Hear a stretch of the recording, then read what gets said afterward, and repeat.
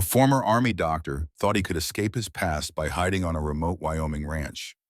But when he saves a lost Apache child, a mysterious woman arrives claiming to be her mother, and she knows secrets that could destroy him. What starts as an act of mercy becomes a deadly game of survival when the town sheriff reveals his true identity as the leader of a weapons smuggling ring. Can Marcus protect his newfound family while confronting the demons he's been running from? Don't forget to like this video and tell us in the comments where you are watching from. This story of redemption and forbidden love will keep you on the edge of your seat. I know who you really are. Army doctor hides on ranch until Apache woman exposes his dark past. The Wyoming territory stretched endless under the October sky, vast and unforgiving as the wind that cut across the rangeland. Marcus Sterling guided his horse along the ridge that bordered his property, his weathered hands steady on the reins despite the chill that bit through his wool coat. At 35, he carried himself with the precision of a man who had once saved lives under cannon fire, though these days he preferred the company of cattle to men. His ranch sat in a valley 20 miles from the nearest settlement, a deliberate choice that allowed him to work his land without the weight of curious eyes or probing questions. The log cabin he had built with his own hands stood solid against the elements, but it remained painfully empty. 3 years had passed since he had buried his wife Sarah beneath the cottonwood tree near the creek, 3 years since he had failed to save her and their unborn child when complications arose during labor. Marcus had been a battlefield surgeon once skilled enough that commanding officers sought his services specifically. He had pulled bullets from soldiers' chests, stitched wounds that would have killed lesser men, and earned a reputation for keeping his hands steady even when artillery shells exploded nearby. But when it came to saving the woman he loved most, all his medical training had meant nothing. The hemorrhaging had been too severe, too sudden, and he had watched helplessly as life drained from her eyes. The guilt had driven him from medicine, from civilization, from everything except the basic rhythm of survival. Out here, he could lose himself in the demands of ranching, in the simple clarity of work that required nothing more than strength and determination. He had no use for the past, no patience for hope, and no intention of opening his heart to loss again. It was the glint of metal that first caught his attention. Marcus reined in his horse, squinting against the afternoon sun. Something small and bright lay partially buried in the sandy earth near a cluster of sagebrush. As he dismounted and approached, he realized it was a gold locket, delicate and clearly expensive, its chain tangled with dried grass. He picked it up, noting the intricate engraving on its surface, and felt his breath catch. The design was Apache, but executed with a craftsmanship that spoke of wealth and education. Most telling of all, the locket was warm, as if it had been recently worn. Marcus scanned the surrounding area more carefully, his soldier's instincts awakening for the first time in years. Fresh footprints, small ones, led away from the spot toward a grove of aspen trees. He followed the trail cautiously, one hand resting on the rifle secured to his saddle. The prints were erratic, suggesting someone injured or exhausted, and they led deeper into terrain that offered little shelter from the elements. Marcus quickened his pace, driven by a growing sense of urgency he could not entirely explain. The child was curled beneath a fallen log, so still that he almost missed her. She appeared to be 4 or 5 years old, her dark hair matted with dust and dried blood from a cut on her forehead. Her clothes, once fine buckskin decorated with beadwork, were now torn and stained. Most troubling of all was the way she clutched her left arm against her body, suggesting an injury that needed immediate attention. Marcus knelt beside her, noting the way her breathing came in shallow, rapid bursts. Fever, he diagnosed, automatically, his medical training asserting itself despite his attempts to leave that part of himself behind. Dehydration, possible infection, and definitely a fracture in that arm. Without proper care, she would not survive the night. "Easy there," he murmured, his voice low and steady. "I'm not going to hurt you." The child's eyes fluttered open, revealing irises so dark they appeared black. She looked at him with the wariness of someone far older than her years, someone who had learned that strangers often brought pain. When Marcus reached toward her, she flinched away, despite her weakened state. "I'm a doctor," he said, though the words felt strange on his tongue after years of disuse. "Let me help you." Something in his tone must have reached her because she stopped trying to retreat. Marcus examined her arm gently, confirming his suspicion of a fracture. The break was clean, fortunately, and would heal properly with the right care. More concerning was her fever and the obvious signs of exhaustion and hunger. He lifted her carefully, noting how little she weighed, and secured her on his horse before climbing up behind her. The child leaned against his chest, her small body radiating heat through his shirt. As they rode toward his cabin, Marcus found his mind racing with questions he had trained himself not to ask. Who was she? How had she come to be alone in such desolate country? And why did the gold locket he had found suggest a story far more complex than simple abandonment? The cabin felt different with another presence inside its walls. Marcus had grown accustomed to silence, to the predictable rhythm of his solitary existence. Now the soft sound of the child's labored breathing filled the space as he worked to make her comfortable. He built up the fire-heated water and gathered what medical supplies he still possessed from his army days. Setting the broken arm required skill he had not used in years, but his hands remembered the precise movements, the careful alignment of bone, and the proper tension of splinting. The child remained unconscious throughout the procedure, her body finally succumbing to exhaustion once she felt safe. Marcus cleaned her other wounds, noting with growing concern several healed scars that suggested this was not her first encounter with violence. As he worked, he found himself studying her face more carefully. Her features suggested mixed heritage, Apache certainly, but something else as well. Her skin beneath the dirt and sunburn was lighter than he would have expected, and there was something about the shape of her eyes that hinted at European blood. Most intriguingly, when she had briefly awakened during the ride, she had murmured words that sounded like English rather than Apache. By evening, her fever had broken slightly, and she was able to drink small sips of water. Marcus fed her broth made from preserved beef, watching as she managed several spoonfuls before exhaustion claimed her again. He fashioned a bed for her near the fireplace, using his warmest blankets to create a nest where she could rest safely. That night, as Marcus sat watching over his unexpected patient, he found himself thinking about the gold locket that had led him to her. The engraving was definitely Apache in style, but the quality of the gold and the precision of the workmanship suggested it had been made by a skilled jeweler, not crafted in a traditional tribal setting. It spoke of wealth of connection to the white world, of a story that bridged two cultures in ways that were both unusual and potentially dangerous. Marcus had seen enough of the frontier to know that children did not simply appear alone in the wilderness without tragic cause. Somewhere, someone was likely searching for this little girl, grieving her loss or fearing her dead. The thought stirred emotions he had spent 3 years trying to bury, memories of his own losses and the helplessness that had driven him to this isolated existence.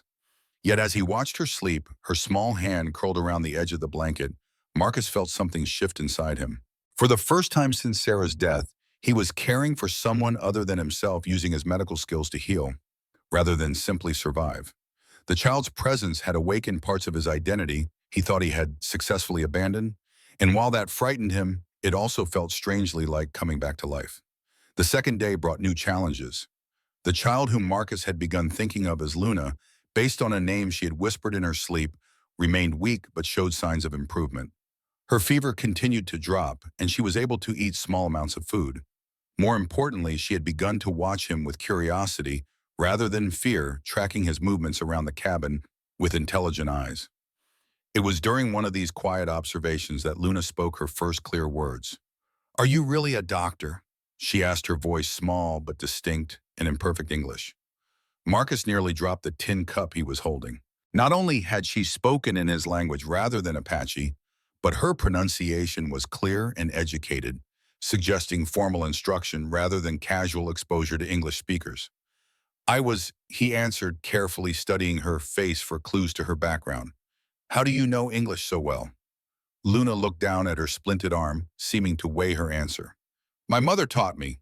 She said I needed to know both languages to be safe in both worlds." The phrase struck Marcus as remarkably sophisticated for a child her age, and it raised more questions than it answered. What kind of life required fluency in both worlds? And where was this obviously educated mother now? "What's your mother's name?" Marcus asked gently. "Ayana," Luna replied. "It means eternal bloom in Apache, but she also has a white name. She says names are like clothes. You wear different ones for different places." Marcus felt a chill run down his spine. The child's casual reference to her mother having multiple identities, combined with her own obvious education and the valuable locket he had found, painted a picture of a family operating in the complex space between Apache and white society. Such positions were often dangerous, requiring careful navigation of prejudices and politics that could turn deadly without warning. Over the following days, as Luna's strength returned, Marcus learned more about her background through carefully casual questions. Her mother was indeed Apache, but had been educated at a missionary school as a child. Her father, Luna, revealed with the matter-of-fact tone children use for explaining their world, had been a white man who worked with the government before he died. Mama says he was trying to help make peace, Luna explained one afternoon as Marcus changed the dressing on her arm. But some men didn't want peace, so they made him go away. The phrase "made him go away" carried a weight that suggested violence, and Marcus felt his protective instincts sharpen. This child had already seen too much of the world's cruelty, and whoever was responsible for her current situation had clearly targeted her family specifically. As Luna's physical health improved, Marcus found himself drawn into conversations that revealed her remarkable intelligence and maturity. She could read simple words, having been taught letters by her mother, and she displayed an understanding of adult concepts that was both impressive and troubling. She knew, for instance, that her mixed heritage made her unwelcome in many places, and she had clearly been taught to be cautious around strangers. Mama says people see what they want to see, Luna explained one evening as they sat by the fire. If they want to see Apache, they see Apache. If they want to see white, they see white. But I'm both and neither, so I have to be careful. Marcus found himself moved by the child's wisdom and saddened by the circumstances that had forced such awareness upon someone so young. He began to understand why her mother had chosen to give her both languages and multiple ways of understanding the world. Survival in the spaces between cultures required remarkable adaptability. As the days passed, Marcus also found himself growing genuinely fond of Luna's company.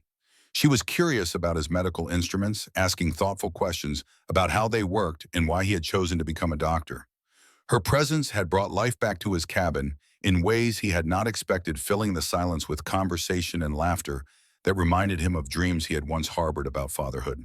But even as he grew attached to the child, Marcus knew their situation could not continue indefinitely. Luna's mother, if she was alive, was surely searching for her daughter.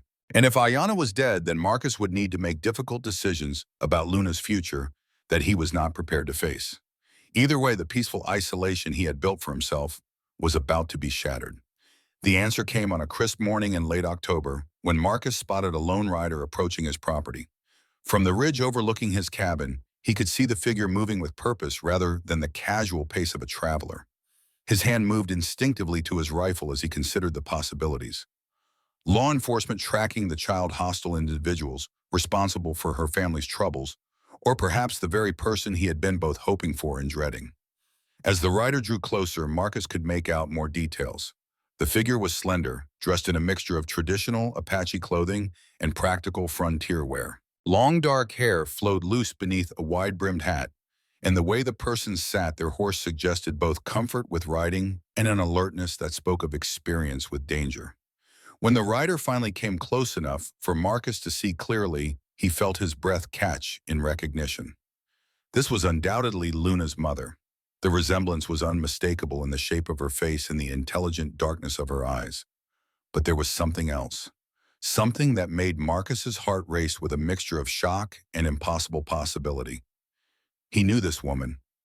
The realization hit him like a physical blow as memories he had carefully buried came rushing back. Ayana was older now, marked by hardship and loss in ways that had changed her face, but there was no mistaking the features he had once known intimately. She was not just Luna's mother. She was the widow of his former Army colleague, Lieutenant Daniel Whitehorse, a man Marcus had served with during the final years of the Indian Wars. As Ayana approached his cabin, Marcus felt the careful walls he had built around his new life beginning to crumble. She would recognize him just as surely as he had recognized her, and with that recognition would come questions about the past that he was not prepared to answer. His peaceful exile was about to become far more complicated than he had ever imagined. The woman who dismounted outside his cabin moved with the controlled grace of someone accustomed to concealing pain. Marcus watched from the window as she approached his door, noting the way her hand rested casually near the knife at her belt and the careful manner in which she scanned his property for potential threats. This was not simply a worried mother looking for her child. This was someone who had learned to expect danger at every turn. When she knocked, the sound was firm, but not aggressive, suggesting someone who understood the delicate balance of frontier hospitality. Marcus opened the door slowly and found himself looking into eyes that held equal measures of hope and wariness. "I'm looking for a little girl," Ayanna said, her voice carrying only the faintest trace of an Apache accent. "About 4 years old, dark hair, last seen wearing beaded buckskin. She's been missing for 6 days." Marcus stepped back, allowing her to enter, and saw her sharp intake of breath as she spotted Luna sitting by the fire. The child looked up from the wooden toy Marcus had carved for her, and for a moment the cabin filled with the silence so profound it seemed to echo. "Mama," Luna whispered, and the single word carried years of love and fear. Ayanna crossed the space between them in 3 quick strides, dropping to her knees beside the child and gathering her into an embrace so fierce it spoke of grief transformed into overwhelming relief. Marcus watched as both mother and daughter wept their reunion, painting the starkest possible contrast to the loss and isolation that had defined his own existence for so long. When Ayanna finally pulled back to examine Luna's splinted arm and the careful bandaging of her other wounds, her eyes sought Marcus's with a mixture of gratitude and growing recognition. "You're the doctor who set her arm," she said, but even as she spoke, Marcus could see her studying his face more intently. "You've had medical training." "Yes," Marcus replied simply, knowing that fuller explanations were inevitable, but hoping to delay them a little longer. Ayanna's eyes narrowed slightly, and he saw the exact moment when recognition dawned. Her face went pale, and when she spoke again, her voice carried a weight that made Marcus's chest tighten with old guilt. "Marcus Sterling," she said quietly. "Dr. Marcus Sterling, Army Medical Corps." Luna looked between them with the sharp awareness children developed when adult conversations carried undercurrents they could not fully understand. "You know each other?" the child asked. Ayanna's eyes never left Marcus's face as she answered. "Yes, sweetheart. Dr. Sterling knew your father." The simple statement carried implications that hit Marcus like artillery fire. Daniel Whitehorse had been more than a colleague. He had been a friend, one of the few men Marcus had genuinely respected during his years in uniform. Daniel had also been one of the casualties of Marcus's final disastrous mission, the operation that had gone so wrong, it had effectively ended Marcus's military career and contributed to the guilt that drove him from medicine. "I heard about Daniel," Marcus said carefully. "I'm sorry for your loss." Ayanna's expression remained carefully neutral, but Marcus could see the pain that flickered behind her composure. "He died 2 years ago, not in battle as the Army claimed, but because he discovered something he wasn't supposed to know." The words hung in the air between them, laden with implications that made Marcus's soldiers' instincts stir uneasily. Daniel Whitehorse had been an intelligence officer, skilled at gathering information and reading the complex political situations that defined the closing years of the Indian Wars. If he had uncovered something worth killing for, then his widow and daughter were likely in more danger than Marcus had initially realized. "What did he find?" Marcus asked, though part of him dreaded the answer. Ayanna glanced meaningfully at Luna, who was listening to every word despite her apparent focus on her toy. "Perhaps we could discuss that later when little ears aren't so close." Marcus nodded, understanding the need for discretion. But even as he agreed to postpone the conversation, he felt the weight of inevitability settling around him like a familiar coat. His carefully constructed isolation was about to be shattered by forces he had spent years trying to escape, and the peaceful life he had built on the Wyoming frontier was about to become far more dangerous than he had ever intended. That evening, after Luna had fallen asleep by the fire, Ayanna finally told Marcus the story he had been dreading to hear. They sat at his small table, cups of coffee growing cold between them, as she spoke in low, careful tones about the events that had led to her husband's death and her daughter's current predicament. Daniel was investigating reports of weapons being sold to hostile bands. She began, her voice steady, but her hands trembling slightly around her cup. Not the usual traders looking to make quick money, but an organized operation with connections to territorial officials. Marcus felt his stomach drop.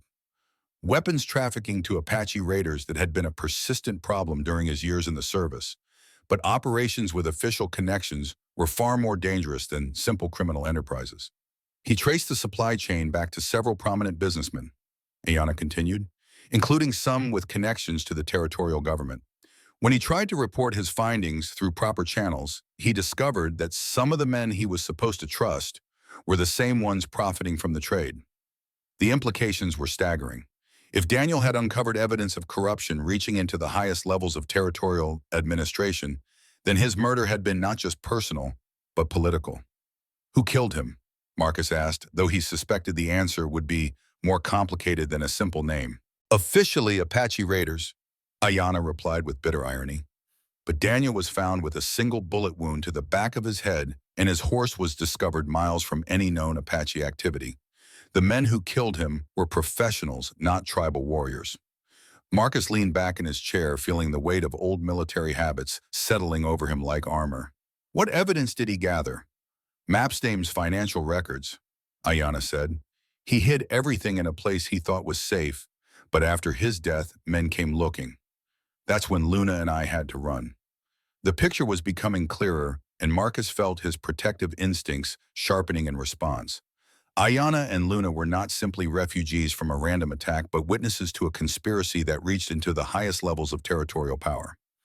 The people hunting them would not give up easily, and they would not hesitate to kill a woman and child to protect their secret. Where are the documents now? Marcus asked. Ayanna's smile was thin and dangerous. Somewhere the men who killed my husband will never find them. Daniel was thorough in his planning, and he made sure that if anything happened to him, the truth would survive. Marcus studied her face in the firelight, noting the intelligence and determination that had attracted Daniel Whitehorse and probably contributed to their survival over the past 2 years. This was not a woman who would be easily intimidated or defeated, despite the losses she had endured. Why did you stay in the territory? He asked. Why not take Luna and disappear into Mexico or California? Because running won't solve anything, Ayanna replied firmly. The men who killed Daniel are still selling weapons, still getting soldiers and civilians killed for profit. Someone needs to stop them. The words carried a weight that made Marcus's chest tighten with recognition. He had heard similar sentiments from other soldiers, other people who had witnessed injustice and felt compelled to act. But he had also seen enough of war and politics to know that individual courage, however admirable, was often insufficient against entrenched corruption. You're talking about taking on some of the most powerful men in the territory, Marcus pointed out, with a 4-year-old child depending on you. Ayanna's eyes flashed with an anger that had been carefully banked but never extinguished. That 4-year-old child is the reason I can't let this go. Every weapon they sell makes the world more dangerous for her, for all the children trying to grow up on this frontier. Marcus found himself moved by her determination, even as his practical nature rebelled against the odds she was facing. He had spent years trying to escape exactly this kind of moral complexity, the weight of choosing between safety and justice. But looking at Luna sleeping peacefully by his fire, and at the woman who had sacrificed everything to protect her, Marcus felt familiar instincts stirring to life. What do you need? He heard himself asking, and knew that with those 4 words he was committing himself to something that would change his carefully ordered life forever. Ayanna's expression softened slightly, showing him a glimpse of the vulnerability she kept hidden beneath her determined exterior. A place to rest, she said simply. Time to plan, and maybe if you're willing the help of someone who understands both medicine and warfare. Marcus looked around his cabin, taking in the peaceful simplicity he had worked so hard to create. Then he looked at Luna sleeping safely because of his medical care, and at Ayanna, whose presence had already begun to fill the emptiness he had carried for years. You can stay, he said quietly. Both of you for as long as you need. As he spoke the words, Marcus felt something shift inside him, a sense of purpose awakening that he had not experienced since before Sarah's death. He was no longer simply hiding from his past, but choosing to step back into the world of action and consequence. The decision frightened him, but it also felt like the first truly honest choice he had made in years. That night, as Ayanna settled beside Luna's makeshift bed and Marcus banked the fire for the evening, the cabin felt different than it had since he had built it. No longer a refuge from the world, it had become a sanctuary for people he was beginning to care about more than his own safety. The peaceful isolation he had cultivated was ending, but in its place was growing something that felt remarkably like hope. The first sign of trouble came 3 days after Ayanna's arrival. Marcus had ridden out early to check his far pasture when he noticed riders on the distant ridge silhouettes that moved with the deliberate pace of men conducting a search rather than simply traveling. He counted 4 figures, and even from a distance their formation suggested military training or law enforcement background. Marcus guided his horse into a grove of cottonwoods, using the cover to observe the riders more carefully. They were equipped with good horses and quality gear, indicating financial backing beyond what ordinary bounty hunters could afford. More troubling still was their methodical pattern of movement, suggesting they were following a specific trail rather than searching randomly. When the riders disappeared over the ridge heading west, Marcus spurred his horse toward home, urgency building in his chest like gathering storm clouds. Ayanna had mentioned that men were hunting them, but seeing potential evidence of that pursuit made the danger feel immediate and specific. He found Ayanna teaching Luna to braid leather cord on the cabin's front porch, their heads bent together in concentration. The domestic scene struck him with its normalcy, its suggestion of peaceful family life that stood in sharp contrast to the threat approaching their sanctuary. "We may have company coming," Marcus said with a preamble as he dismounted, four riders moving like they're tracking something. Ayanna's hands stilled on the leather, but her voice remained calm. "How far?" 2, maybe 3 miles northwest. They were heading west when I lost sight of them, but that could change quickly. Marcus watched as Ayanna's expression shifted from alert caution to the kind of focused determination he had seen in soldiers preparing for combat. She set aside the leatherwork and rose smoothly, one hand moving instinctively to check the position of her knife. "Luna, sweetheart," she said gently, "we need to practice the quiet game." The child looked up with eyes that held far too much understanding for someone her age. Without complaint or question, she nodded and gathered her few possessions, including the wooden toy Marcus had carved and the gold locket they had returned to her. Marcus felt a pang of anger at whatever circumstances had taught a 4-year-old to respond to danger with such practiced efficiency. "The root cellar," Marcus said, thinking quickly. "It's concealed and has a second entrance through the back of the cabin. If they're not specifically looking for it, they'll miss it entirely." Ayanna nodded, already moving toward the cabin, with Luna following close behind. Marcus gathered his rifle and checked his ammunition, his mind cycling through defensive positions and escape routes, the way it had during his military service. The peaceful rancher he had tried to become was rapidly giving way to the soldier who still lived beneath the surface. As they prepared Luna's hiding place, Marcus found himself studying Ayanna's movements with professional interest. She handled weapons with familiarity, checked sightlines with tactical awareness, and positioned supplies with the efficiency of someone who had planned for emergencies before. Whatever her background before marriage to Daniel Whitehorse, she had learned skills that went well beyond those typically required of an officer's wife. "You've done this before," Marcus observed as she showed Luna how to operate the concealed latch on the cellar's secondary entrance. "Staying alive requires practice," Ayanna replied simply, but her tone carried weight that suggested extensive experience with danger. They had barely finished their preparations when the sound of approaching horses echoed across the valley. Marcus positioned himself at a window where he could observe without being seen, while Ayanna made final adjustments to Luna's hiding place before taking her own position near the cabin's rear door. The riders came into view as 4 men mounted on quality horses wearing trail clothes that had seen hard use but were well maintained. Their leader, a lean man with graying hair and the bearing of someone accustomed to command, guided his horse directly toward the cabin, while his companions spread out to cover potential escape routes. Marcus recognized the formation from his own military experience. These were not random searchers or casual bounty hunters, but professionals conducting a coordinated operation. The level of organization suggested official backing, or at least the kind of financial support that could hire experienced mercenaries. The leader dismounted and approached the cabin's front door, his movement casual, but his eyes constantly scanning for potential threats. When he knocked, the sound was firm but polite, suggesting someone who understood the value of maintaining appearances. Marcus opened the door partially, keeping his rifle within easy reach, but not obviously threatening. "Afternoon," the man said, touching his hat brim in a gesture of frontier courtesy. "Name's Crawford. I'm looking for a woman and a young girl who might have passed through this area recently. Apache woman traveling with a child about 4 years old." "A lot of people travel through," Marcus replied carefully. "This particular woman caused some kind of trouble." Crawford's smile was friendly enough, but it didn't reach his eyes. "Nothing like that. Family matter, actually. The woman's late husband left some property that needs settling, and we're trying to locate his widow to complete the legal proceedings." While the explanation was smooth and plausible, exactly the kind of cover story Marcus would have expected from professionals.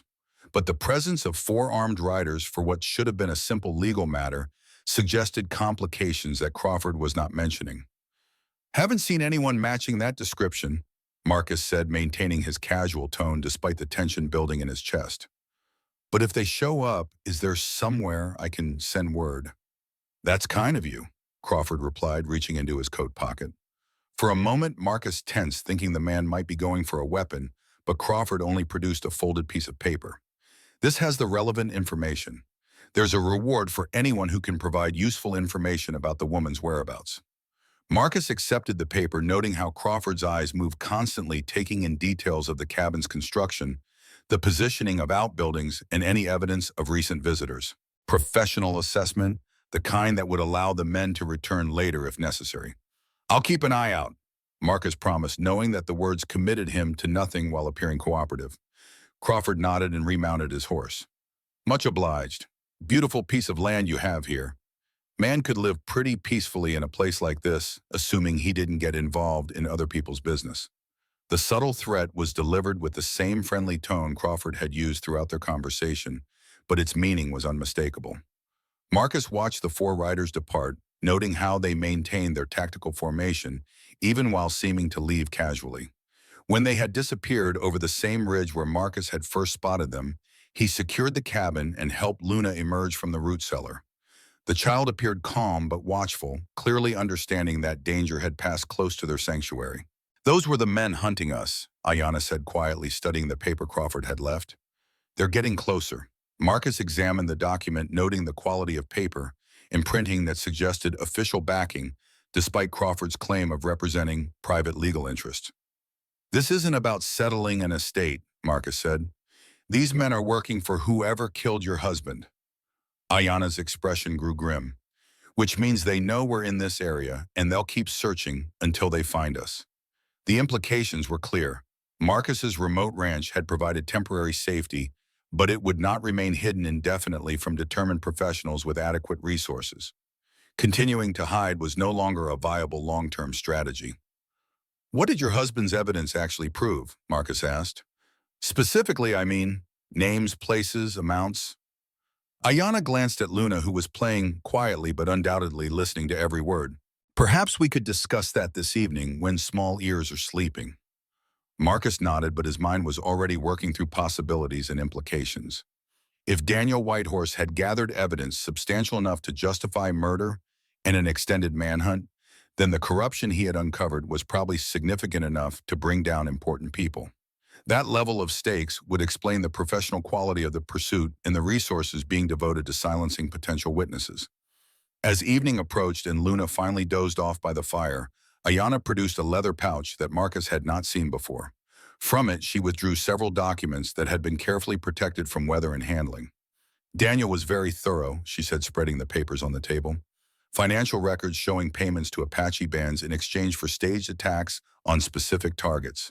Correspondence between territorial officials and arms dealers. Even sworn statements from soldiers who were ordered to look the other way while weapons changed hands." Marcus studied the documents, recognizing names he knew from his own military service. The scope of corruption was staggering, reaching from local merchants all the way to the territorial governor's office. "This would destroy a lot of careers," Marcus said quietly, "and probably send several men to prison or the gallows, including Sheriff Thompson," Ayanna added, pointing to a signature on one of the financial documents. "He's been coordinating the entire operation from the law enforcement side." The revelation hit Marcus like cold water. Sheriff Thompson controlled law enforcement for 3 counties, including the area around Marcus's ranch. If he was involved in the conspiracy, then approaching legal authorities for help was not only useless, but potentially fatal.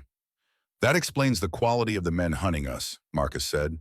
"Thompson has access to former military personnel, federal resources, and enough legal authority to operate with minimal oversight." Ayanna nodded grimly. "Daniel tried to report his findings through proper channels and discovered that Thompson had been monitoring military communications. That's how they knew to kill him before he could present his evidence to territorial headquarters." Marcus leaned back in his chair, feeling the weight of the situation settling around them like a trap with no obvious escape. They possessed evidence that could bring justice for Daniel's murder and end a corruption scheme that had cost countless lives. But presenting that evidence would require reaching authorities who were not compromised and doing so while evading professional killers with official backing. "There's something else," Ayanna said quietly. She reached into the pouch again and withdrew a small key. Daniel hid additional evidence in a safety deposit box in Denver. Documents that name every person involved, along with financial records showing exactly how much money changed hands. The key represented both hope and additional danger. If they could reach Denver and access Daniel's hidden evidence, they would have enough proof to expose the entire conspiracy. But Denver was over 100 miles away, through territory controlled by Sheriff Thompson and his allies. "Getting to Denver won't be easy," Marcus pointed out. "Thompson's people will be watching the main routes, and traveling with Luna will slow us down considerably." "I know," Ayanna replied, "but staying here isn't an option either. Crawford and his men will be back, probably with reinforcements. And every day we delay, more people die because of the weapons Thompson's organization is selling." Marcus found himself faced with a choice that felt familiar from his military days. The safe course would be to help Ayanna and Luna disappear to get them far from Wyoming territory and let someone else deal with the conspiracy. The dangerous course would be to commit fully to exposing Thompson's operation, knowing that failure would likely cost all their lives. Looking at Luna sleeping peacefully by his fire, and at Ayanna, whose determination had already cost her so much, Marcus felt his decision crystallizing with the same clarity he had experienced on battlefields years earlier.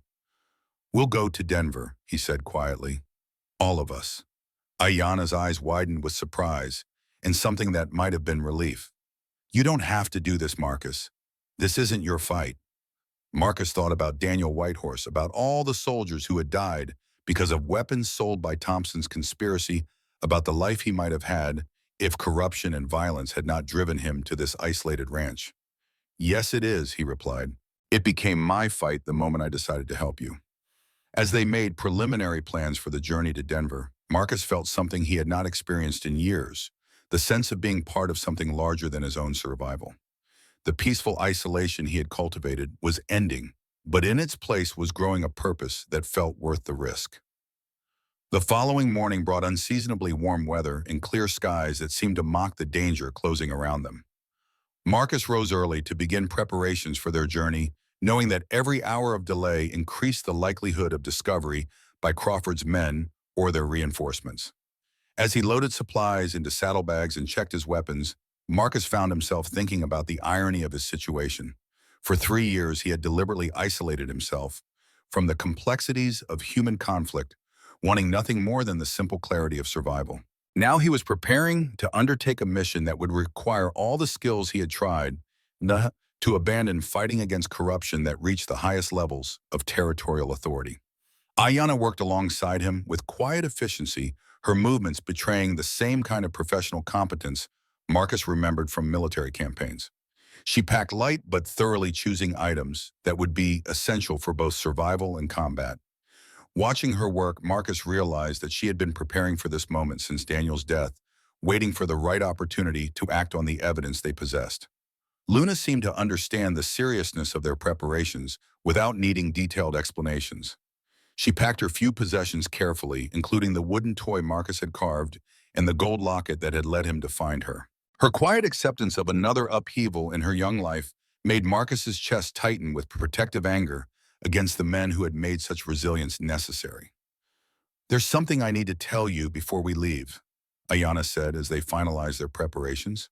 She glanced toward Luna, who was feeding Marcus's chickens one last time, then continued in a lower voice.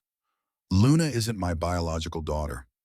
Marcus paused in his packing, sensing that this revelation carried significant implications. "She's my younger sister's child," Ayanna continued.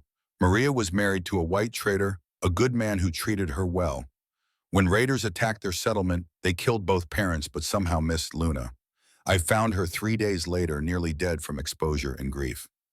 The story explained several things that had puzzled Marcus, including Luna's mixed features and her sophisticated understanding of both Apache and white cultures. It also revealed another layer of Ayanna's determination to seek justice. "How long ago?" Marcus asked. 8 months, Ayanna replied. "I told her I was her mother because she was too young to understand the truth and because it felt safer for her to have that kind of security. But she deserves to know her real history when she's old enough to comprehend it. Marcus nodded, understanding both the kindness and the practical wisdom of Ayana's choice. In a world where children were frequently orphaned by violence, creating new family bonds was often the difference between survival and despair.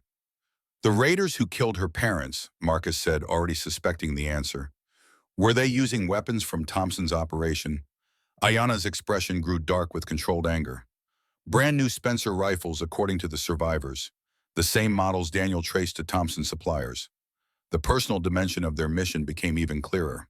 Ayana was not simply seeking justice for her husband's murder, but also for her sister and brother-in-law, and for the countless other victims of Thompson's profitable alliance with hostile Apache bands. As they prepared to depart, Marcus took a final look around his cabin, knowing that he might never see it again. The simple life he had built here represented 3 years of healing and isolation, but also 3 years of running from responsibility. Leaving it behind felt like completing a transition he had begun when he first decided to help Luna. They set out in the early afternoon, choosing a route that would take them through rough country where Crawford's men would be less likely to patrol effectively. Marcus knew the terrain well from his years of ranching, and he believed they could reach the main Denver road without being detected if they moved carefully. Luna rode in front of Ayana, small hands gripping the saddle horn as she adapted to the rhythm of travel. Marcus found himself impressed by her resilience and adaptability, qualities that would be essential for the challenges ahead. As they climbed into the foothills that would provide cover for the first part of their journey, Marcus caught sight of distant dust clouds that might have indicated pursuit. He did not point them out to Ayana, not wanting to alarm Luna unnecessarily, but he increased their pace slightly and began planning alternative routes in case their current path became compromised. The mountains ahead offered both sanctuary and danger. The rough terrain would make them difficult to track, but it would also slow their progress and expose them to weather that could turn deadly without warning. Marcus estimated they would need at least 5 days to reach Denver, assuming no major delays or complications. As the sun began to sink toward the western horizon, casting long shadows across the landscape they were leaving behind, Marcus felt the weight of their mission settling over him like a familiar coat. He was no longer simply Dr. Marcus Sterling, failed rancher, and isolated hermit. He was once again a soldier with a purpose, protecting people who depended on his skills and committed to a cause worth fighting for. The peaceful chapter of his life was ending, but something stronger was beginning to take its place. Riding beside Ayana and Luna toward an uncertain but necessary confrontation with corruption and violence, Marcus felt more alive than he had in years. The ghosts of his past were finally being laid to rest, replaced by a future worth whatever price it might demand. Behind them, the valley that had sheltered his ranch grew smaller with each mile until it disappeared entirely behind the rolling hills. Ahead lay Denver danger and the possibility of justice that had been denied too long. Marcus touched the rifle secured to his saddle and urged his horse forward, ready to face whatever challenges awaited them on the path toward truth. The first night on the trail passed without incident, but Marcus remained alert throughout his watch, scanning the darkness for signs of pursuit. They had made good time during the afternoon, putting nearly 20 miles between themselves and the ranch, but professional trackers with adequate resources could cover that distance quickly if they determined the direction of travel. When morning came gray and cold, with frost coating their bedrolls and the promise of winter in the mountain air, Marcus made the decision to alter their planned route. Instead of following the more direct path toward Denver, they would swing further north through mining country, where the presence of travelers would be less remarkable and the terrain more difficult for large groups to navigate.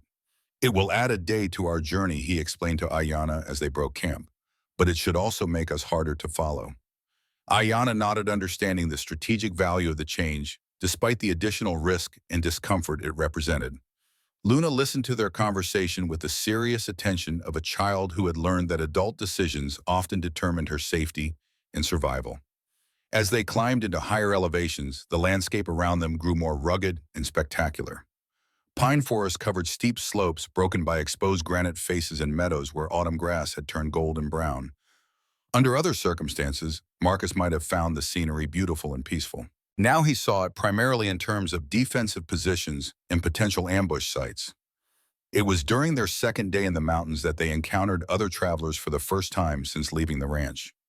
A small group of miners heading down from the high country, met them on a narrow trail, their pack animals loaded with supplies, and their faces carrying the weathered look of men who worked in harsh conditions. "Morning," the lead miner called as they approached. "You folks heading up to the claims?" "Just passing through," Marcus replied carefully, following the old Indian trail toward the east. The miner's expression suggested mild puzzlement. "Bit late in the season for sightseeing. Weather can turn deadly up here without much warning." "We're aware of the risks," Ayana said, speaking for the first time. Her voice carried enough quiet authority to discourage further questions.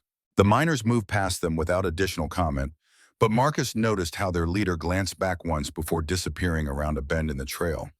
It was probably innocent curiosity, but it might also indicate recognition or suspicion that could lead to problems if the man encountered Crawford's searchers. "We need to move faster," Marcus said once they were alone again. "Too many people are going to remember seeing us if we stay on the established trails." They pushed hard for the rest of the day, covering ground that tested both their endurance and that of their horses. Luna bore the increased pace without complaint, though Marcus could see the strain it placed on her small frame. By evening, she was exhausted enough to fall asleep immediately after eating, curled against Ayana's side with the complete trust of a child who had learned to adapt to whatever circumstances adult decisions created. As Marcus maintained watch that night, he found himself thinking about the mission ahead with growing complexity. Reaching Denver and accessing Daniel's hidden evidence was only the first part of their challenge. Once they possessed complete documentation of Thompson's conspiracy, they would need to find authorities with both the power and the integrity to act on it. In a territory where corruption reached territorial and federal level, that would not be a simple task. More immediately, they would need to survive whatever response Thompson mounted once he realized they were moving toward Denver rather than simply hiding. Crawford's polite threats had made it clear that the sheriff and his allies would not hesitate to use lethal force to protect their operation. "Marcus," Ayana said softly, and he realized she had been watching him during his contemplation. "What are you thinking about the future?" he replied honestly. "What happens after we expose Thompson's organization?" Ayana was quiet for a moment, her eyes reflecting the dying embers of their carefully concealed campfire. "I've thought about that too. Daniel believed that justice was worth any personal cost, but he didn't live to see the price other people would pay for his principles." Marcus understood the weight behind her words. Seeking justice for Daniel's murder and the weapons conspiracy would likely mean continued danger for both Ayana and Luna, regardless of the outcome. Even if Thompson was brought to justice, his allies and associates would remain, and they would have long memories for the people who had destroyed their profitable operation. "We could still disappear," Marcus offered. "Take the evidence and go somewhere far enough away that Thompson's reach wouldn't extend." Ayana shook her head firmly.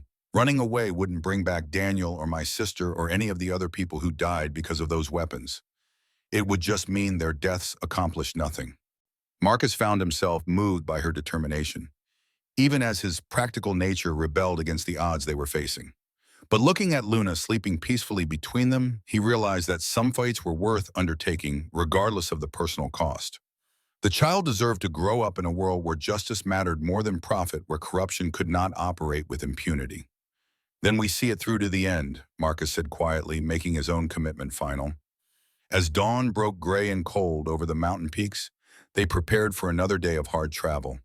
But Marcus felt something he had not experienced since his military service, the clear sense of purpose that came from choosing the difficult but necessary path. Whatever waited for them in Denver, they would face it together, and they would not retreat from the truth Daniel Whitehorse had died to preserve. The third day brought both progress and complications. They made good time through terrain that would discourage casual pursuit, but Marcus began noticing signs that suggested they were not the only people moving through the area.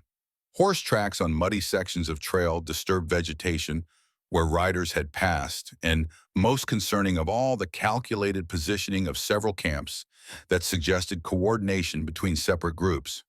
"Someone's running a search pattern," Marcus observed during a brief rest at midday. "Multiple teams spread wide enough to cover all the practical routes between our starting point and Denver." Ayana studied the distant landscape, her eyes moving with the tactical assessment Marcus remembered from soldiers who had learned to read terrain for signs of danger. "How many men would that require?" she asked. "Dozens," Marcus replied grimly. "Thompson isn't taking any chances." The implications were sobering.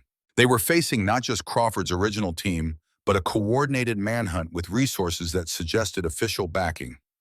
Even if they managed to reach Denver, they would likely arrive with hostile forces close behind them. That afternoon, their situation became more precarious when they encountered evidence of a camp that had been occupied very recently. The ashes were still warm, and the pattern of horse tracks suggested at least 6 riders who had departed within the last few hours. "They're close," Marcus said, studying the scene with growing urgency. "Probably no more than 2 or 3 miles ahead of us." They were forced to choose between pushing forward and risking contact with the search team, or finding a place to hide and hoping the riders would move on without detecting their trail. Marcus chose a third option, leading them up a steep slope that would be difficult for horses, but would provide observation of the main trail below. From their elevated position, they watched as Crawford and 5 other men rode past, moving with the methodical pace of hunters who believed their quarry was close. Crawford paused directly below their hiding place, his head tilted as if listening for something, before spurring his horse forward to rejoin his companions. "They know we're in this area," Ayanna whispered once the riders had disappeared around a bend. Marcus nodded, his mind already working through their limited options. Continuing on the main trail was no longer possible, but the alternatives were all difficult and dangerous. They could try to circle around through higher elevations, but that would expose them to weather that could turn deadly. Or they could attempt to lose their pursuers in the maze of canyons and side valleys that cut through the mountains, gambling that local knowledge would give them an advantage over outside trackers. "We go deeper into the mountains," Marcus decided. "It's risky, but it's better than walking into an ambush." They spent the rest of the afternoon climbing through increasingly difficult terrain, following game trails and creek beds that would leave minimal sign of their passage. Luna bore the hardship with remarkable resilience, though Marcus could see the strain it placed on her small frame. By evening, they were exhausted and still vulnerable, but they had put significant distance between themselves and the search teams. That night, they made camp in a concealed spot beside a mountain stream, their fire reduced to barely glowing embers to avoid detection. Luna fell asleep, quickly worn out by the day's exertion, but Marcus and Ayanna remained alert, taking turns at watch while the other rested fitfully. During his watch shift, Marcus found himself thinking about the mission with growing complexity. Even if they managed to evade Thompson's search teams and reach Denver safely, the challenges ahead would be equally formidable. Presenting evidence of high-level corruption to authorities who might themselves be compromised would require careful navigation of territorial and federal politics. "Marcus," Ayanna said quietly, joining him beside the dying fire. "There's something else I need to tell you about the evidence Daniel gathered." Marcus waited, sensing that whatever she was about to reveal would complicate their situation even further. "The weapons trafficking was only part of Thompson's operation," she continued. "Daniel also discovered that they were selling information to Apache warbands, telling them when and where Army patrols would be traveling, which settlements had reduced defenses, which supply trains were worth attacking." The revelation hit Marcus like a physical blow. If Thompson's people were providing intelligence to hostile Apache bands, then they were directly responsible for the deaths of soldiers and civilians, including Marcus's own comrades, who had died in what they thought were random encounters. "How many people died because of those betrayals?" Marcus asked, his voice tight with controlled anger. "Daniel estimated at least 50 soldiers and twice that many civilians over the past 2 years, Ayanna replied, "including the patrol that was ambushed near Fort Collins last spring." Marcus remembered that attack. 7 good soldiers had died in what military investigators had concluded was a case of bad luck and poor timing. Now he learned it had actually been deliberate murder orchestrated by men wearing badges and drawing government salaries. The personal nature of Thompson's crimes made Marcus's commitment to justice feel like more than duty. It felt like a debt owed to friends who had died, trusting that their own government was not actively working to get them killed. As he settled into his bedroll for a few hours of rest before dawn, Marcus found his resolve hardening into something that felt unbreakable. Thompson and his conspirators had turned law enforcement and military service into tools for personal profit, betraying every principle that had motivated Marcus's own years in uniform. Exposing their crimes was no longer just about protecting Ayanna and Luna, but about honoring the memory of everyone who had died because of their treachery. The mountain peaks around them stood silhouetted against a sky brilliant with stars, beautiful and serene, in contrast to the human corruption they were working to expose. But Marcus found hope in that contrast, in the reminder that some things remain pure and unchangeable, despite the worst efforts of greedy and violent men. Tomorrow would bring new challenges and dangers, but it would also bring them closer to Denver, to Daniel's hidden evidence, and to the confrontation that would finally settle the accounts Thompson's organization had been accumulating for years. The fourth day began with disaster. Marcus woke to the sound of distant gunfire echoing off the mountain walls, sharp cracks that spoke of disciplined volleys rather than random hunting. He was instantly alert, his soldier's instincts recognizing the pattern of men under organized fire. "They've found our trail," he said tersely, shaking Ayanna awake while gathering their essential supplies. She was immediately alert, her own experiences with danger allowing her to assess their situation quickly. Luna stirred but remained asleep, exhausted from the previous day's hard travel. Marcus made the difficult decision to wake her, knowing that speed was now more important than rest. The gunfire was growing closer, accompanied by shouts and the sound of horses moving through rough terrain. Marcus estimated they had perhaps 10 minutes before Crawford's men located their camp, not enough time to pack properly, but sufficient to gather weapons, water, and the evidence that justified all their sacrifices. "Can you carry Luna if necessary?" Marcus asked Ayanna as they prepared to abandon their horses and continue on foot through terrain too steep for mounted pursuit. "Yes," she replied without hesitation, already lifting the drowsy child and speaking softly to keep her calm. They climbed through a maze of boulders and fallen timber, following a creek bed that offered both concealment and a clear path through otherwise impassable terrain. Behind them, the voices of their pursuers grew louder as Crawford's men discovered the abandoned camp and began following their trail. Marcus led them higher into the mountains, gambling that Crawford's men would not be prepared for the kind of extreme terrain that lay above the tree line. The air grew thin and cold as they climbed, making every step an effort and causing Luna to shiver despite the warm clothes they had wrapped around her. By midday, they had reached a position where they could observe the valley below. Marcus counted 8 riders moving methodically through the area they had just abandoned their formation, suggesting professional military training. But more troubling was the sight of additional dust clouds in the distance, indicating that Crawford's team was only part of a larger operation. "They're coordinating with other search teams," Marcus observed, studying the pattern of movement below. "We're not just dealing with one group anymore." Ayanna's expression grew grim as she recognized the implications. Thompson had committed significant resources to their capture, probably including men from multiple law enforcement agencies and possibly federal marshals operating under false pretenses. "How far to Denver?" she asked. Marcus studied the terrain ahead, calculating distances and obstacles. 40 miles, maybe 50 through this country. 2 days if we push hard and don't run into more trouble. The estimation was optimistic, and they all knew it.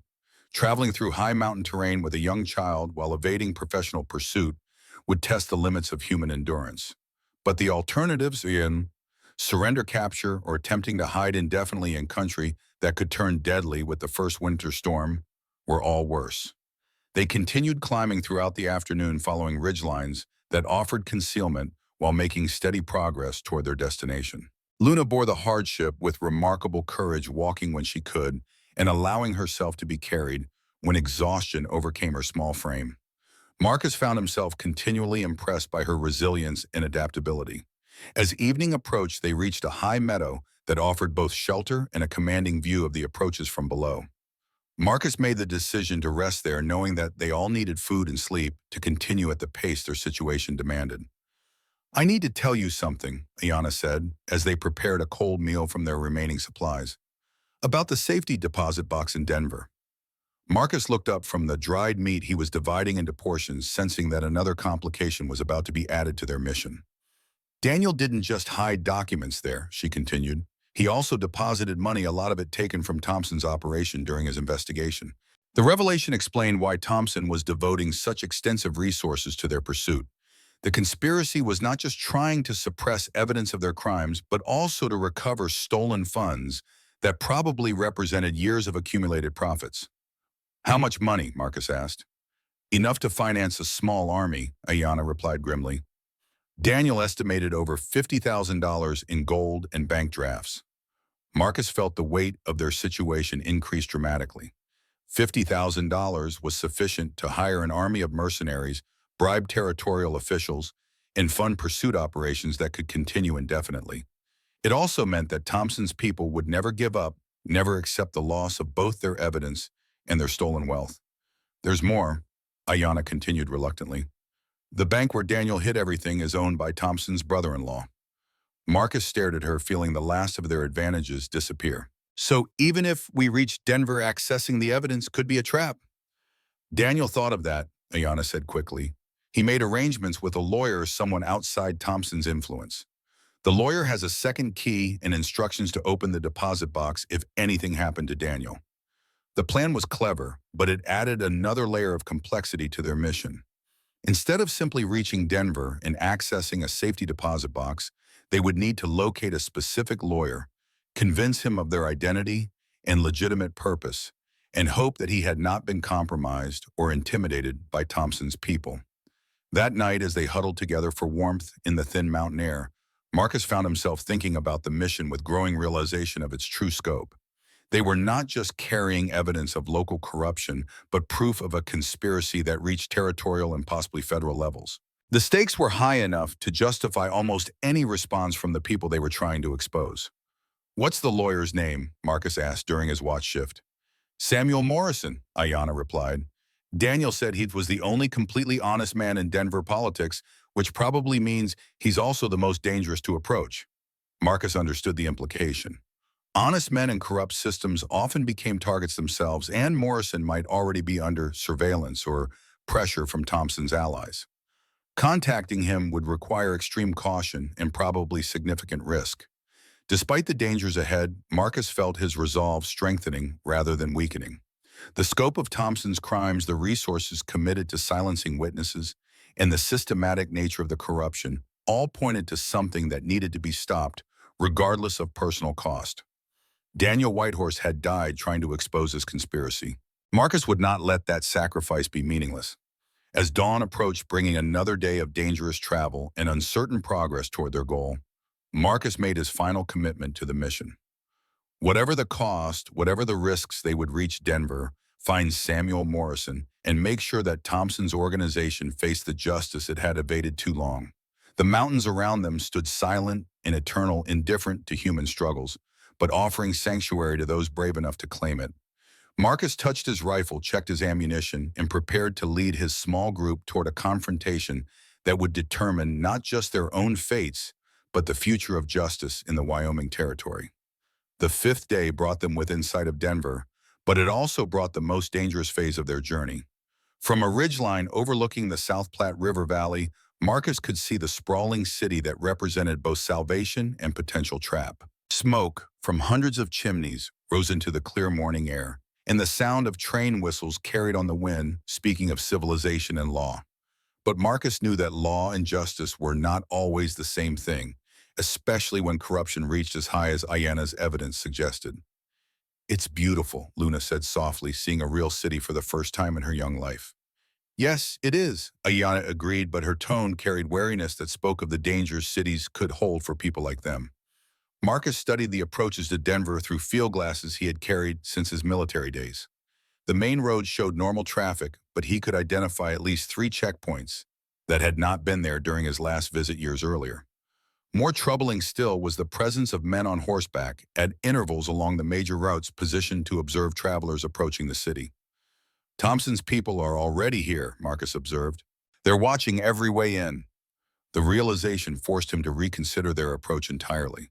Simply riding into Denver would likely result in immediate capture, especially since Crawford's men had presumably sent descriptions ahead to their colleagues. They needed a way to enter the city without being detected by the surveillance network Thompson had established. The railroad, Ayanna suggested, studying the smoke plumes that marked train routes converging on the city.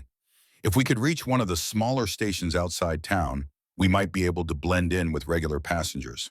It was a clever idea, but it required abandoning their horses and most of their supplies to travel cross-country to the nearest railway station. More critically, it required trusting that Thompson's people had not anticipated the same strategy and positioned men at the stations as well. Marcus made the decision based on their lack of alternatives. "We'll try for the station at Littleton. It's small enough that Thompson might not have covered it and close enough to Denver that we can complete our business quickly once we arrive." They spent the morning working their way down from the mountains through terrain that offered concealment while bringing them closer to the railway line. Luna walked more than she rode, now her endurance improved by days of hard travel, but her small frame still showing the strain of their journey. As they approached the outskirts of civilization, Marcus felt tension building in ways that reminded him of advancing toward enemy positions during his military service. They were moving from country where they could control their environment into populated areas where any stranger might be reporting to Thompson's organization. The Littleton station proved to be a small wooden building surrounded by a few houses and commercial establishments that served the local farming community. Marcus observed it carefully from concealment, noting the presence of several men whose dress and bearing suggested they were not local farmers or railway employees. "They're here too," he said grimly, confirming his worst fears. Ayanna studied the station through the glasses, her expression growing more determined rather than discouraged. "Then we create a distraction." Before Marcus could ask what she meant, Ayanna was moving through the brush toward a position that would bring her close to the station building. Marcus watched with growing alarm as she made her approach, understanding too late what she intended to do. Ayanna emerged from concealment directly in front of the station, walking with the confident stride of someone who belonged there. The men Marcus had identified as Thompson's watchers immediately focused on her, their attention completely absorbed by the appearance of their primary target. While the watchers were converging on Ayanna, Marcus carried Luna through the brush to the rear of the station building. A freight train was stopped on the siding, taking on water for its engine, and Marcus realized Ayanna had timed her distraction to coincide with their opportunity to board without being seen. "Is Mama going to be all right?" Luna whispered, as Marcus lifted her into an empty boxcar. "She will be," Marcus promised, hoping he was telling the truth. From their concealment in the freight, Marcus watched as Ayanna led Thompson's men away from the station, moving with apparent casualness, while actually drawing them into pursuit. It was a desperate gambit that would give Marcus and Luna the chance to reach Denver, but only at the cost of Ayanna's almost certain capture. The freight train began moving just as Marcus saw Ayanna disappear into the woods, with 3 armed men following close behind. He felt his chest tighten with emotions he had tried to suppress, recognizing that his feelings for the woman had grown beyond simple protectiveness into something deeper and more dangerous. As the train gathered speed toward Denver, carrying them toward the final phase of their mission, Marcus held Luna close and made a silent promise. They would complete what Ayanna and Daniel had started and expose Thompson's conspiracy and find a way to rescue the woman who had sacrificed herself to give them this chance. The boxcar swayed and rattled as the train climbed through the foothills toward Denver, each mile bringing them closer to a confrontation that would determine the future of justice in the Wyoming territory. Marcus checked his weapons, studied the evidence Ayanna had entrusted to him, and prepared for the most important fight of his life. Denver's Union Station bustled with the controlled chaos of a major transportation hub, passengers and freight moving through the vast building under the watchful eyes of railroad security and city police. Marcus carried Luna through the crowds, both of them dressed in clothes donated by sympathetic railroad workers who had not asked questions about their presence in the freight car. Finding Samuel Morrison proved easier than Marcus had expected. The lawyer maintained offices on Larimer Street in a building that also housed a newspaper, a surveyor's office, and several other businesses that served Denver's growing population. But reaching Morrison safely required extreme caution, especially since Thompson's influence in the city remained unknown. Marcus rented a room at a modest hotel near the business district, using a false name and paying cash to avoid creating records that could be traced. Luna remained quiet and watchful, understanding without explanation that they were surrounded by potential danger, despite the apparent safety of urban civilization. "Are we going to save Mama?" Luna asked as they settled into their small room. "We're going to try," Marcus promised, though he knew their chances depended entirely on successfully completing their mission before Thompson's people tracked them down. That evening, Marcus left Luna with the hotel proprietor's wife, a kind woman who asked no questions about the well-behaved child who obviously needed temporary care. He made his way to Morrison's office building, noting the presence of several men whose casual loitering suggested professional surveillance. Morrison himself proved to be a lean man in his 50s, with the sharp eyes and careful manner of someone who had survived in politics by maintaining absolute integrity in a system that rewarded corruption. When Marcus explained his connection to Daniel Whitehorse and produced the evidence Ayanna had carried, Morrison's expression shifted from caution to grim satisfaction. I wondered when someone would finally come forward, Morrison said, examining the documents with obvious familiarity. Daniel sent me copies of some of these before his death, but I needed the originals and the additional evidence to build a case that would stand up in territorial court. Marcus felt relief flood through him as he realized they had finally found someone with both the power and the commitment to act on Daniel's discoveries. But Morrison's next words brought him back to harsh reality. Thompson's people have been watching my office for weeks, the lawyer said quietly. They know Daniel made contact with me, and they're waiting for whoever has his evidence to surface. The trap was closing around them, but Marcus realized they were no longer alone in it. Morrison had spent weeks preparing for this moment, gathering additional evidence, and building legal cases that could survive Thompson's inevitable counterattack. What do you need from me? Marcus asked. Testimony, Morrison replied. Your sworn statement about how you came to possess this evidence, along with anything you can tell me about Thompson's current operations. Marcus spent the next 2 hours providing detailed testimony about everything that had happened since finding Luna in the wilderness. Morrison took careful notes, asking precise questions that revealed his deep understanding of territorial law and federal jurisdiction. This is sufficient to bring charges, Morrison said finally, but presenting them safely will require coordination with federal authorities who are definitely not compromised. Marcus felt hope building for the first time since leaving his ranch. How long will that take? Federal marshals from Kansas City are already en route, Morrison replied. I sent word to them 3 days ago when my sources indicated Thompson was mounting a major operation in this area. The revelation that help was already coming struck Marcus like sunrise after a long night. Daniel Whitehorse's evidence would finally receive the attention it deserved, and Thompson's conspiracy would face justice from authorities beyond its reach to corrupt or intimidate. But Morrison's next words reminded Marcus that their mission was not yet complete. There's still the matter of the woman who helped you reach Denver, the lawyer said quietly. If Thompson's people captured her, she's in immediate danger. Marcus felt his chest tighten with renewed urgency. Ayanna had sacrificed herself to ensure their mission's success, but she was still alive somewhere, probably facing interrogation or worse from men who had already demonstrated their willingness to kill to protect their operation. I have to find her, Marcus said, making his decision without hesitation. Morrison nodded grimly. I thought you might say that. I've been making inquiries through sources Thompson doesn't control. If your friend was captured, she's probably being held at Thompson's private ranch outside the city. The lawyer produced a hand-drawn map showing the location of Thompson's property, along with details about its layout and security that had been gathered by people with reasons to watch the corrupt sheriff's activities.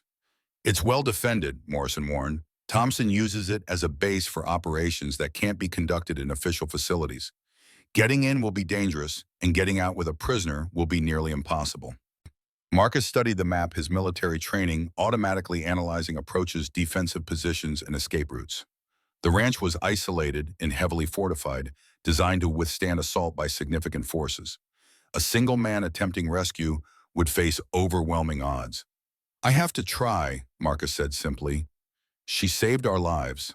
I won't abandon her now. Morrison's expression suggested both understanding and regret.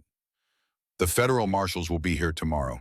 If you wait, you could have official support for a rescue operation.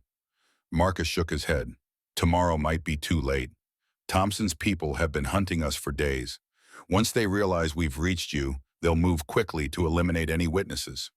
The lawyer nodded slowly, recognizing the logic even as he clearly wished for a safer alternative. There are people in this city who have reasons to want Thompson brought down. If you're determined to attempt this rescue, you won't be entirely alone. As Marcus prepared to leave Morrison's office and begin the most dangerous phase of their entire mission, he felt the weight of responsibility settling around him like armor.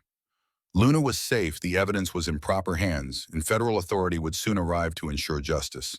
But Ayanna remained in mortal danger, and saving her would require him to risk everything he had accomplished. Looking at the map of Thompson's ranch, Marcus felt his soldier's instincts awakening fully for the first time since leaving the army. He had weapons training and motivation that felt stronger than anything he had experienced during his years in uniform.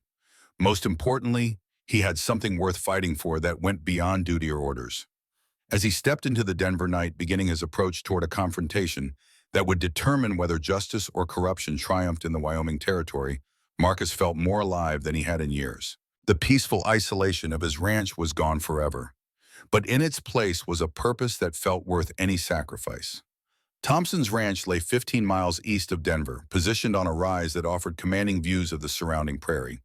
Marcus approached on foot through the pre-dawn darkness, having left his horse at a safe distance to avoid detection by guards who would be listening for the sound of approaching riders. The intelligence Morrison had provided proved accurate. The ranch was heavily defended with sentries posted at regular intervals around the perimeter and additional guards visible near the main buildings. Marcus counted at least 12 men, all armed and positioned with the tactical awareness of former military personnel. From concealment behind a low ridge, Marcus studied the layout through field glasses borrowed from Morrison's contacts. The main house sat at the center of the complex, surrounded by outbuildings that included a bunkhouse stable and what appeared to be a structure designed for detention rather than normal ranch operations. Ayanna was probably being held in the detention building, a windowless structure positioned where guards from the main house could maintain constant observation. Reaching it would require crossing open ground under direct surveillance, while extracting a prisoner would be nearly impossible without alerting the entire garrison. Marcus waited until the guards changed shifts, noting their patterns and identifying the brief intervals when surveillance coverage might be incomplete.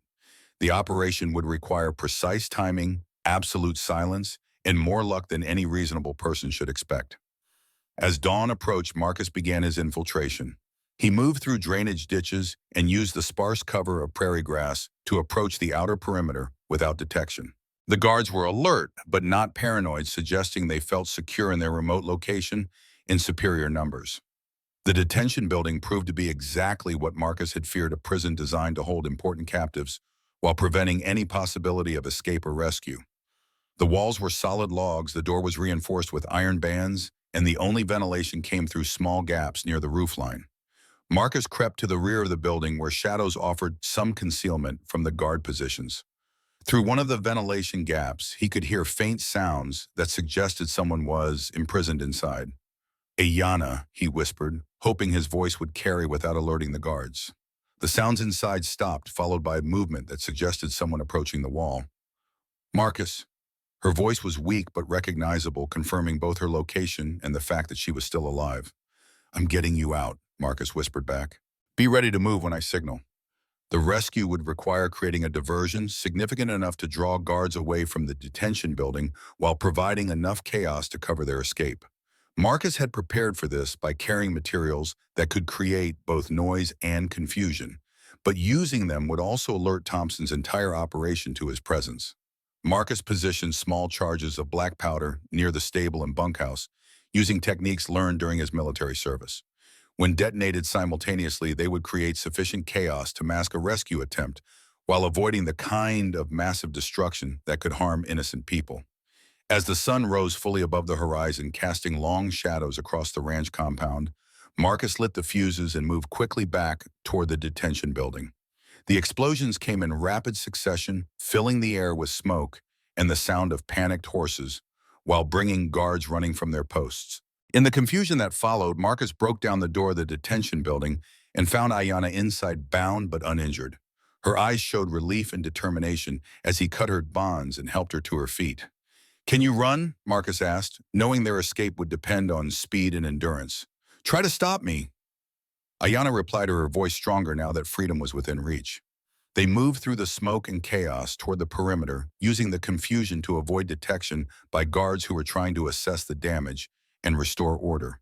Behind them shouted commands, and the sound of horses being saddled indicated that pursuit would follow quickly once Thompson's men realized what had happened. Marcus led Ayanna to the position where he had left their horse, knowing they would need to reach Denver before Thompson's forces could organize a systematic search. The evidence was safe, federal marshals were en route, and they had completed the mission Daniel Whitehorse had died trying to accomplish. As they rode toward the city with dust clouds behind them, indicating the beginning of pursuit, Marcus felt a satisfaction deeper than anything he had experienced during his years of isolation. Justice was finally within reach, and the people responsible for so much death and corruption would face the consequences of their crimes. But more personally, the woman riding beside him represented something he had never expected to find again, the possibility of love, family, and a future worth whatever struggles lay ahead. Denver came into view as the morning sun climbed higher, promising sanctuary and the arrival of federal authority that would finally bring Thompson's organization to justice. Marcus urged their horse forward, eager to complete the mission and begin the new life that seemed possible for the first time in years. The federal marshals arrived in Denver that afternoon, their presence immediately apparent from the disciplined way they took control of key locations throughout the city. Marshal James Crawford, no relation to the Thompson operative who had pursued them, proved to be a man in his 40s with the bearing of someone accustomed to dealing with corruption at high levels of government. "We've been tracking Thompson's organization for months," Crawford explained as he reviewed the evidence Morrison and Marcus had prepared. "Your documentation provides the final pieces we needed to build cases that will stand up in federal court." The marshal's confidence was infectious, but Marcus remained focused on immediate concerns.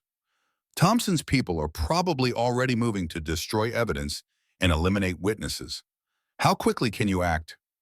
"Arrest warrants are being served as we speak," Crawford replied. "We've coordinated with territorial authorities who are not compromised, and federal troops from Fort Carson are providing support where needed." As if to emphasize his point, the sound of rapidly moving horses echoed from the street outside Morrison's office. Through the window, Marcus could see uniformed soldiers escorting several men in civilian clothes toward what was undoubtedly federal custody. "Thompson himself?" Marcus asked. "In custody an hour ago," Crawford confirmed with obvious satisfaction, "along with his brother-in-law who owned the bank and most of the key figures in the weapons trafficking operation." The speed and efficiency of the federal response impressed Marcus, who had spent years believing that corruption was too entrenched to be successfully challenged. But seeing Thompson's organization dismantled in a matter of hours reminded him that justice, while sometimes slow, could still function when proper authority was brought to bear.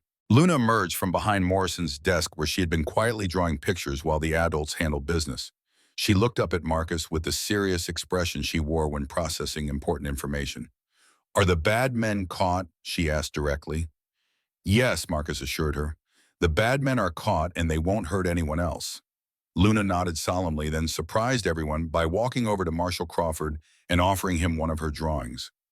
"This is for helping catch them," she said with the formal politeness of a child who had learned to navigate adult situations. Crawford accepted the drawing with obvious pleasure, studying the crayon figures that appeared to represent their small group standing triumphantly over several prone forms. "This is excellent," the marshal said seriously. "I'll make sure it gets properly filed with our official reports." As the afternoon progressed, Marcus found himself able to relax for the first time in days. The immediate dangers were past. Thompson's organization was being systematically dismantled, and the evidence Daniel Whitehorse had died to gather was finally receiving the attention it deserved. But more personally important was the opportunity to sit quietly with Ayanna and Luna, no longer running from pursuit or planning desperate missions. In Morrison's office, with federal marshals providing security and the sound of normal city life filtering through the windows, they could finally begin thinking about the future rather than simply survival. "What happens now?" Ayanna asked as evening approached.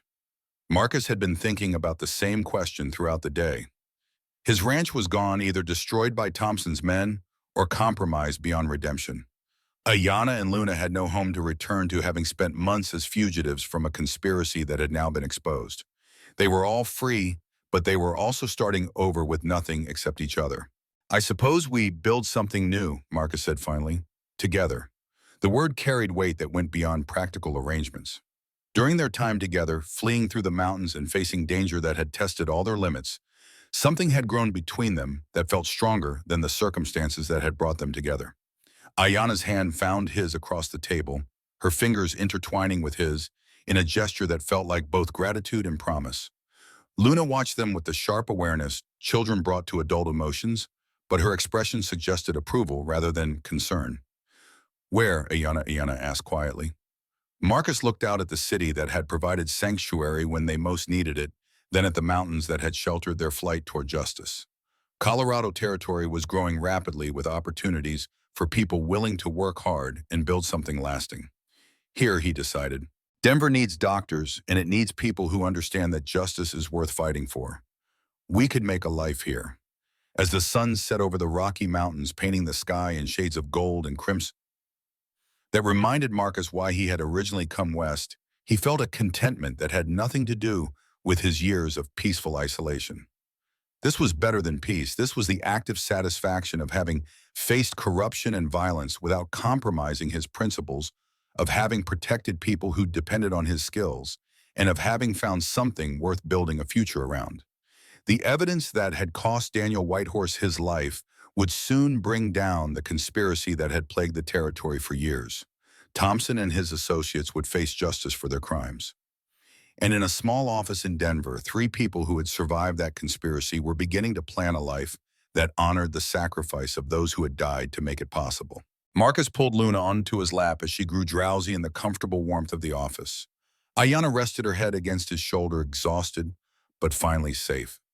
Outside, the city of Denver continued its evening routine, unaware that its future had just become significantly more secure thanks to the courage of people who refused to let corruption triumph over justice. Tomorrow would bring new challenges and opportunities. There would be testimonies to give, legal proceedings to navigate, and the practical work of building new lives from the foundation of their shared experiences. But tonight, for the first time in years, Marcus Sterling felt completely at peace with his choices and completely confident in his future.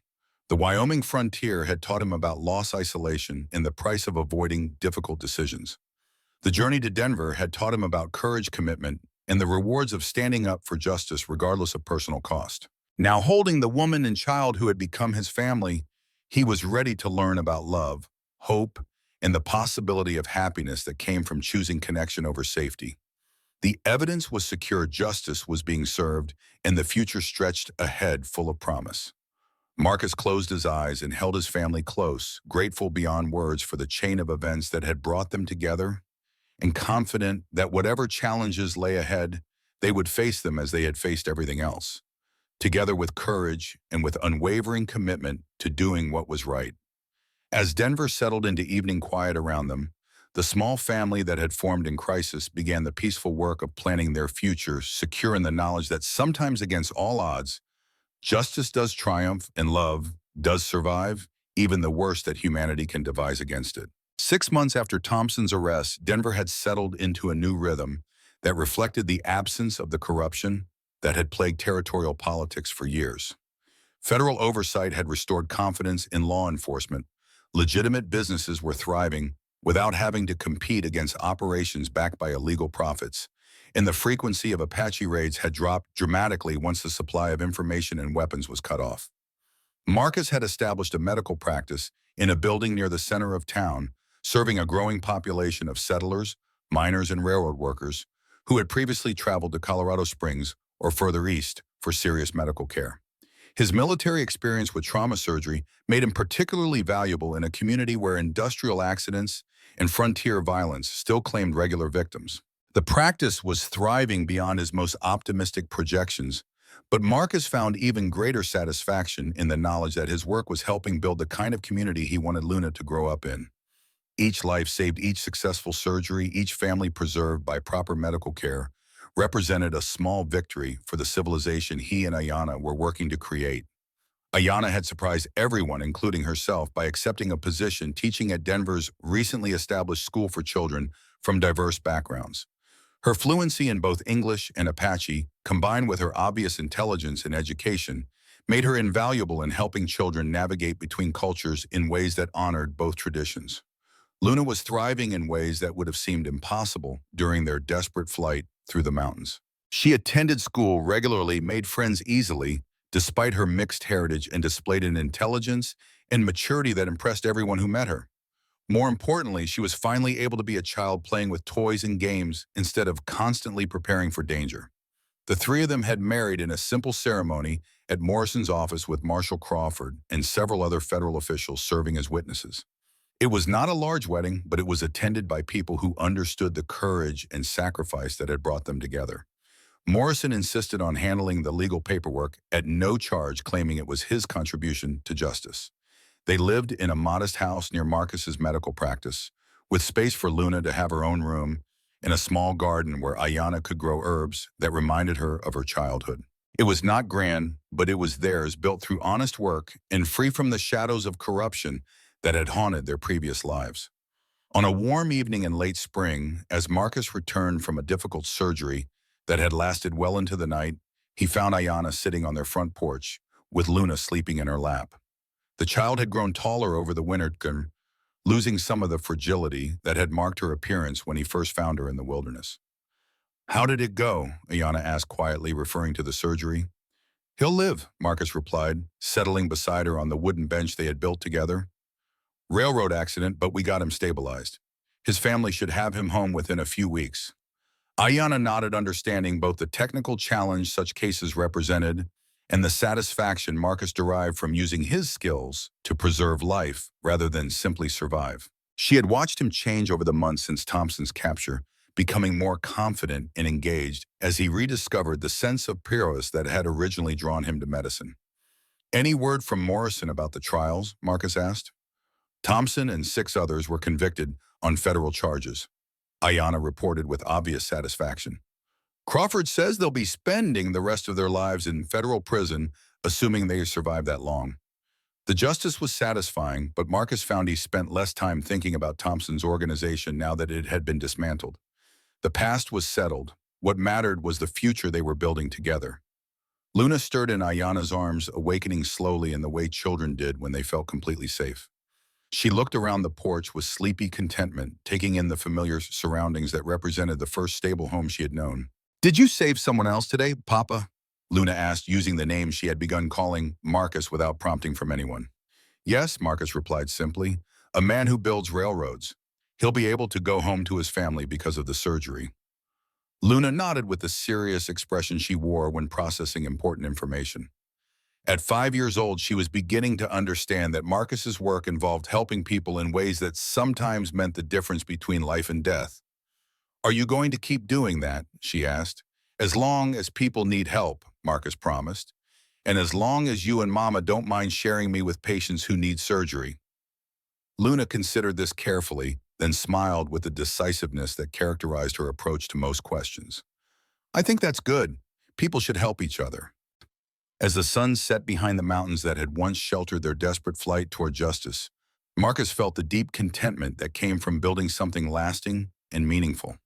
The peaceful isolation of his previous life had been a form of healing, but it had also been a form of hiding. This new life required constant engagement with community responsibility for other people's welfare and the daily choice to remain connected despite the risks that connection always entailed. Ayana's hand found his in the growing twilight, her fingers warm and steady. "What are you thinking about?" she asked. "The future," Marcus replied honestly.